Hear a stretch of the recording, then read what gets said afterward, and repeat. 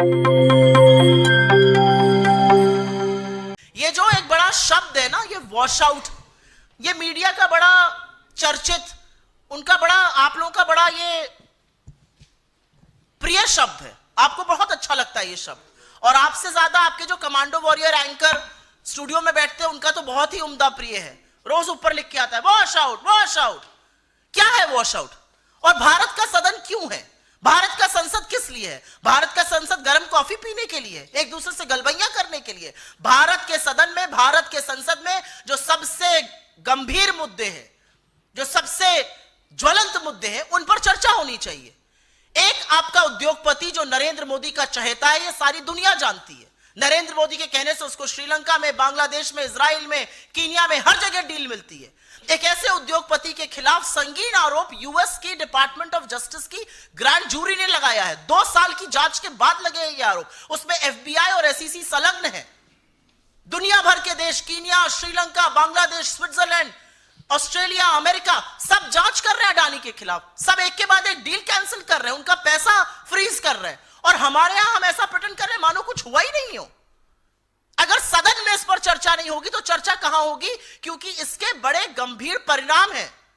अडानी पर जो जांच लगी है और जो शिथिलता नरेंद्र मोदी की सरकार और नरेंद्र मोदी के लोग और उनकी एजेंसियां दिखा रही हैं, वो पूरी तरह से भारतीय उद्योग जगत पर, भारतीय मार्केट पर, भारतीय इन्वेस्टर के लिए बहुत बुरा संकेत है। ये कहीं ना कहीं हमारी जो कानून व्यवस्था है उस पर सवाल उठाता है, ये फेयर प्ले पर सवाल उठाता है, ये कॉर्पोरेट गवर्नेंस पर सवाल उठाता है। और इसलिए इसकी चर्चा सदन में होनी चाहिए।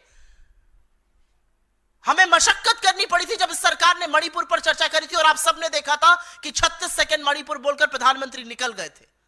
यह सरकार बेरोजगारी पर चर्चा नहीं करेगी, महंगाई पर नहीं करेगी, आर्थिक असमानता पर नहीं करेगी, अडानी पर नहीं करेगी। तो मोदी वंदन करने के लिए सदन नहीं है, वो बीजेपी के हेडक्वार्टर में करिए। और एक बात तो सच है, यहां पर वो क्यों सेफ है और कैसे सेफ है, यहां पर उनसे कोई एजेंसी सवाल नहीं पूछ रही है। सदन में उनका नाम ले लो, चर्चा तो बड़ी दूर की बात है, नाम ले लो तो सदन स्थगित हुआ जा रहा है। सभापति चीख चीख कर कह रहे हैं कुछ चीज रिकॉर्ड पर नहीं जाएगी। उनके लिए नियम कानून बदले जा रहे हैं, उनके लिए पूरी सरकार, सारे मंत्री, सारे सांसद उनकी पैरवी करते घूम रहे हैं। पूरी की पूरी भारतीय जनता पार्टी उनके बचाव में उतरी हुई है। तो ये सब क्यों हो रहा है? क्योंकि राजा की जान एक तोते में है और उस तोते का नाम अडानी है। इसके अलावा और कोई कारण नहीं है। इस मंच से हम मांग करते हैं कि लाखों करोड़ों की हेराफेरी, जालसाजी और रिश्वत के आरोपों से घिरे गौतम अडानी की जो विश्व जांच कर रहा है, विश्व की तमाम देश जांच कर रहे हैं, तमाम एजेंसियां जांच कर रही हैं, हिंदुस्तान में निष्पक्ष जांच हो। इतने संगीन आरोपों के बीच इस मंच से हमारी मांग है उनकी गिरफ्तारी हो।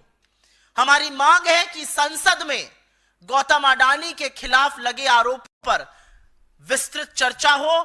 और हमारी मांग है कि सत्तारूढ़ दल के सांसद, सरकार के मंत्री, सत्तारूढ़ दल बेशर्मी त्याग कर अडानी का बचाव करना बंद कर दे। एक व्यक्ति जिसके चलते हिंदुस्तान के rule of law and order पे, हिंदुस्तान के कॉर्पोरेट उद्योग जगत पे, हिंदुस्तान के मार्केट पे, मार्केट की क्रेडिबिलिटी पर, हमारे इंस्टीट्यूशंस पर, हर चीज पर, हमारी कॉर्पोरेट गवर्नेंस पर धब्बे लग रहे हैं, दाग लग रहे हैं, उनका बचाव बीजेपी और उसका तंत्र बिल्कुल बंद कर दे। एक बेवकूफी की दलील और दी जाती है, अरे अमेरिका में आरोप लगे, आप क्यों परेशान हैं? अमेरिका में लगे आरोपों पर इसी मोदी सरकार के कार्यकाल के दौरान सीबीआई ने 2 मामलों की जांच की है। 2016 में ब्राजीलियन कंपनी एम्ब्रेयर के ऊपर एफसीपीए, फॉरेन करप्शन प्रिवेंट का जो एक्ट थी अमेरिका की, वो लगी थी। और उसी के आधार पर नरेंद्र मोदी के कार्यकाल में सीबीआई ने एम्ब्रेयर के खिलाफ जांच की। लुइस बर्जर केस, जिसका नाम सुनकर हेमंत बिस्व शर्मा के हाथ पैर फूल जाते हैं। लुइस बर्जर केस, अमेरिका की एक अदालत में घूस देने का मामला सामने आया। उस आरोप के आधार पर सीबीआई ने हिंदुस्तान में जांच की है। और आपकी समझ और बताने के लिए बताना जरूरी है कि हिंदुस्तान की सेबी और अमेरिका की सिक्योरिटीज एक्सचेंज कमीशन के बीच एक बायलैटरल एग्रीमेंट है। और अगर एसईसी की जांच में इतने गंभीर आरोप सामने आए हैं तो यह सेबी की जिम्मेदारी है, दे आर अंडर ऑब्लिगेशन कि वो जांच करें।